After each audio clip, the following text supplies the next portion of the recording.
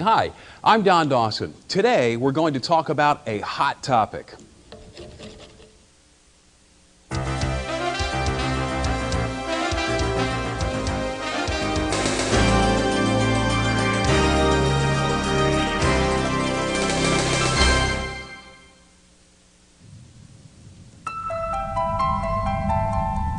Since the dawn of man, fire has been a powerful tool, allowing us to cook food, keep warm, and illuminate our surroundings. But throughout our history, fire has also been a devastating destroyer. Even with modern firefighting techniques, accidental fires are still a leading cause of destruction, disability, and death. And today's fires are more dangerous than ever, because when a blaze consumes furniture, carpets, and office equipment, the materials they are made of can create toxic infernos that spread quickly and kill instantly. The best way to fight a fire is to prevent it. But first you must know what causes things to burn. All fires involve three elements: heat, fuel, and oxygen. Removing any of these will stop a fire. Let's look at each of them in greater detail.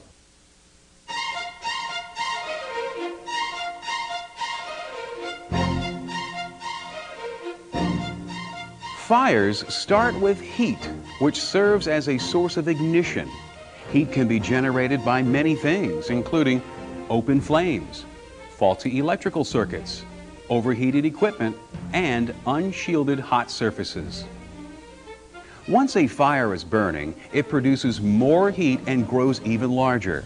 As long as there is enough fuel and oxygen, a fire will continue to spread. Fuel can include combustible solids like paper, wood, and some metals, flammable liquids, and ignitable gases. The vapors coming off a flammable or combustible material mixed with oxygen in the air produce flames. Some materials are always giving off flammable vapors, while others have to be heated. For example, you have to apply heat to get a log to burn. The heat from the flames causes the wood to decompose, creating ash and flammable vapors.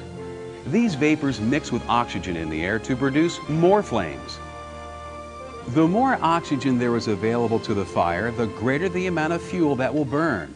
This is why fanning a fire causes it to get hotter. As a fire grows, it begins to draw in oxygen from the surrounding area, causing even more fuel to burn. As a result, a fire can quickly grow out of control, engulfing everything in its path. A fire will continue to burn until the oxygen runs out, the heat is removed, or the fuel is used up. What fuels a fire determines what kind of extinguishing agents can be used. This is critical because applying the wrong material will make things worse.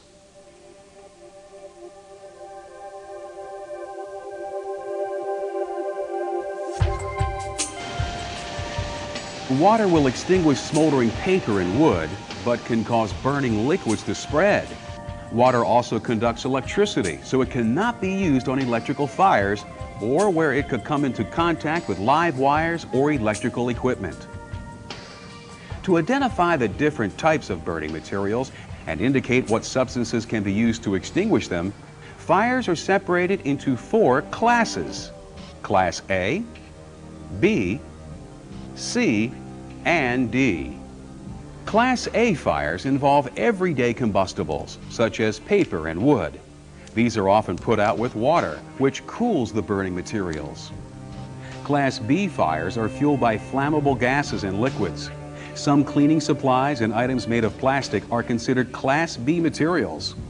Class B fires are usually extinguished by applying chemical foams that blanket the area and cut off the fire's oxygen supply. Class C fires are electrical and can involve things like office machines and lighting fixtures. These are also fought by smothering the fire.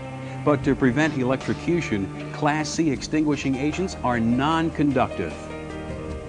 Class D fires are fueled by combustible metals such as potassium, sodium, and magnesium. You will probably never encounter a Class D fire, but if you do, don't attempt to put it out. To slow the growth of a fire, the first line of defense is usually a sprinkler system. There are different types of sprinkler systems, but the ones used in most offices quench Class A fires with a deluge of water.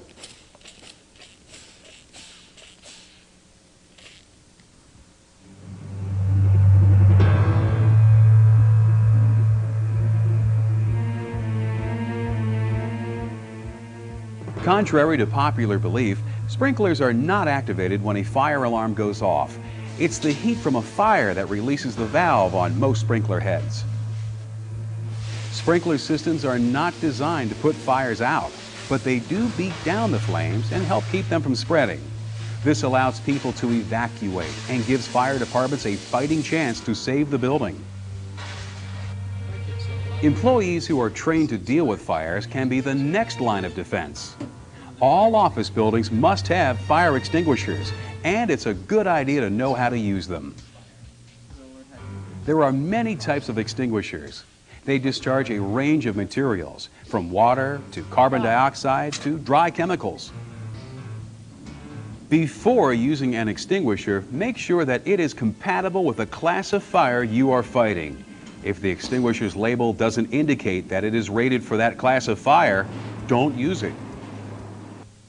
You will often see fire extinguishers that are marked A, B, and C on their label. This means that they can be used to extinguish all of these types of fires. To put a fire out with an extinguisher, use the pass method. Pull the pin. Aim the nozzle. Squeeze the trigger. Sweep from side to side.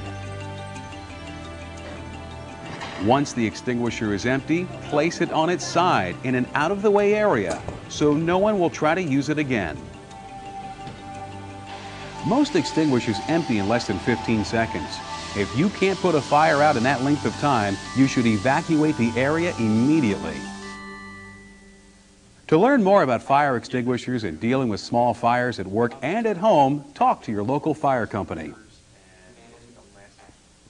Sprinkler systems and fire extinguishers can help to keep a fire at bay, but the best way to fight fires is to keep them from starting in the first place. You can help to prevent fires by learning to recognize potential fire hazards, then taking corrective action.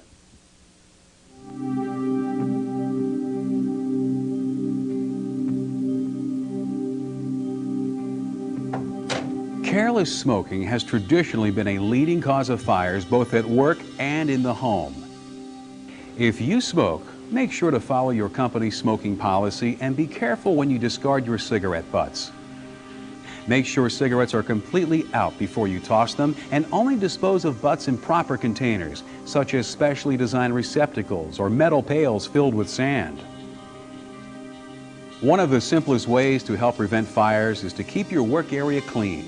Piles of boxes or scattered papers can be a fire waiting to happen. Most office fires involve electricity, so as you are straightening up, pay particular attention to electrical equipment and outlets. Overheated equipment and overloaded circuits are the primary hazards. Overloads occur when equipment draws too much power for the circuit that it is on. In time, this can cause wiring to heat up and burn. To avoid overloads, never use adapters that allow you to plug multiple power cords into the same outlet, and don't use extension cords for devices that pull a lot of current, such as copiers or microwaves. Another problem with extension cords is that people tend to use them as a permanent solution.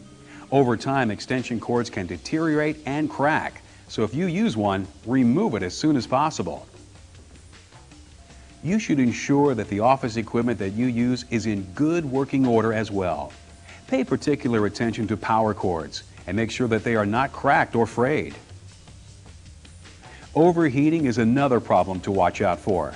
This usually occurs with office equipment that is getting old because electronic components can break down over time.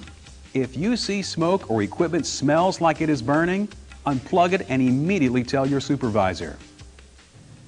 You also need to be careful when you are using appliances like coffee makers and toaster ovens. These types of appliances should only be used in break rooms and kitchens, which are constructed to prevent fires from spreading. Using hot plates or mug warmers in your office can be dangerous. They can easily get buried under papers and other debris. If you forget to turn these devices off, it's unlikely that anyone would notice until it's too late. When you are leaving at the end of the day, remember to perform a fire prevention inspection of your work area. Make sure that things are tidy. Shut off office equipment that is not in use, and unplug toasters, coffee makers, and other appliances.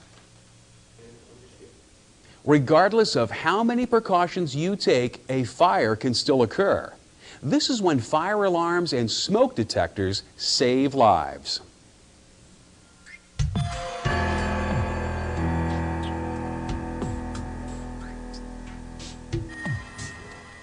To be effective, fire alarms and smoke detectors should be strategically positioned throughout your workplace, including the basement and other storage areas.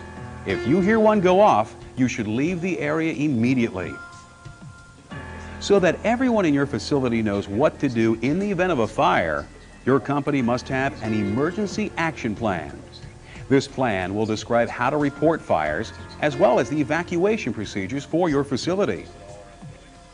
Each employee should know of at least 2 escape routes, so that if one path is blocked, they will have another way out. Always keep evacuation routes uncluttered and make sure all exit doors can be opened from the inside. Otherwise, you could find yourself trapped. Your facility's emergency action plan will also list a meeting place for you to report to, as well as a way to make sure that all employees have been accounted for. The meeting place should be well away from the building, in an area that won't interfere with emergency personnel, and be out of the weather if possible. In some high-rise buildings, employees will be instructed to evacuate to safe areas inside the structure. This helps to organize the evacuation and keeps hundreds of people from crowding the stairways at the same time. The emergency action plan will also list ways to help physically challenged people to evacuate. When you hear a fire alarm, there are several basic guidelines to follow. First, always evacuate, even if you think it's just a drill. Remain calm. Walk, don't run, and never push past other people. Follow your predefined evacuation route, but be careful that you are not heading into danger. Never use an elevator to escape from a burning building. You could get trapped inside if the power were to fail. Use the stairs instead, but be cautious when you approach closed doors. Make certain that doors are cool to the touch before opening them. Check doors with the back of your hand. It's more sensitive to heat than your palms. Never open a door that is hot. It probably has flames behind it. When a building is burning, smoke can quickly build up and make it impossible to see. So you need to know your evacuation route blindfolded. Since smoke rises, get close to the floor to avoid inhaling it. Cover your face with a wet cloth if possible, and take short breaths. Smoke can kill, especially if it contains toxic substances. So get to fresh air quickly, then seek medical attention. If your clothing catches fire, don't run around. This will only fan the flames. Instead, remember this simple phrase: stop, drop, and roll. Drop to the ground. Keep your legs and arms close to your body. Cover your face with your hands and roll back and forth until the flames are smothered. Remember, the best way to fight a fire is to prevent it in the first place. Let's review what you can do. Look for possible sources of ignition and report dangerous situations. If you see an electrical hazard, switch off the power immediately, then notify your supervisor.